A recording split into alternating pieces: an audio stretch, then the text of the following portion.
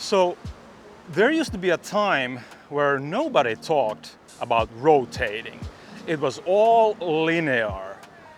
Push the hand and the disc back and pull in a linear way. So you would see a lot of amateur players doing this.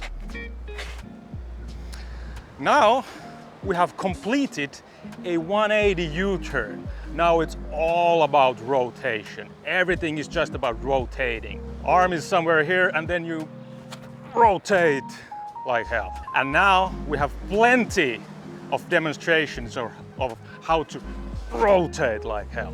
Well, there is a problem there, but the solution is, you guessed, quite simple.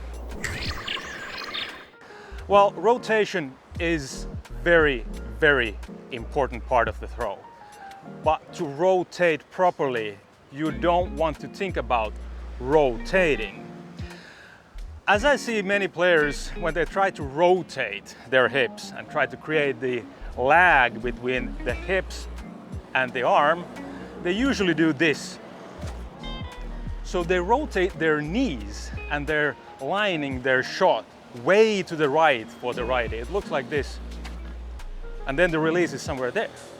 The other type of false rotation is just to rotate the back leg. And this is super cool at the moment, where you do this. And yeah, you rotate something, but that's not powerful at all. I mean, nothing goes forward when you do this. So that does nothing for you. And in the long run, if you force the rotation with really rotating everything, that will also hurt your lower back. Your lower back is not meant to rotate. It's just too fragile to do that. Yet another false rotation type is to rotate like a sumo squatter. You do this. It's a super slow maneuver because you are creating a big arc with your legs like this.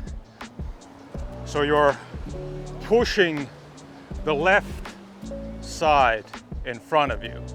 But what we need to do is to rotate in place, but also using linear forces. We want to push back and forth, back and forth. What I'm doing here is I'm pushing my left leg down and then I push my right leg down. This will make the hip as a whole package, the two hips, both hips, rotate. And it's a lot more safer for your health and a lot quicker for your body to do. If you just rotate in place, that doesn't do much. But if you shift the pressure in place, well, that does a lot. What we want to achieve in the coil is super important. We want to take the back hip back so that now you can slap the ass here. Now my left butt cheek is showing to the target. Now I have coiled. And you can see it, you can feel it by putting your hand somewhere here between the leg and the stomach, and you can push your hip back so that you create some pressure here. Now we are coiled. As you can see, the hips are turned back. My hips are not totally turned back, so if I would throw there, I'm not backpedaling. There is no pressure here. There's nothing to uncoil as I do this. Now there is a coil because my hips are loaded. I'm throwing there, my hips are loaded. If I show you from this angle, you can see the hips are loaded like this. Now I'm coiled because I pushed my right side forward and left side backwards. Now I'm coiled, but I've done it with pushing to the ground, and the back hip has given the way for the right side. You see, this is a coil. Now, when I want to throw, I do it with pushing the right side, down and away, so that the left side can come through. This is a rotation done by not rotating. Do you see the difference here? Because this is very, very important. As I throw, I want all the pressure go to the front leg as I start to swing my elbow there. Fully coiled, elbow and the hips, they go forward, forward, forward. And then my front hip is going backwards. At no point am I driving my leg down, because this is going to hurt you. At no point am I twisting my foot. There's nothing in the twist.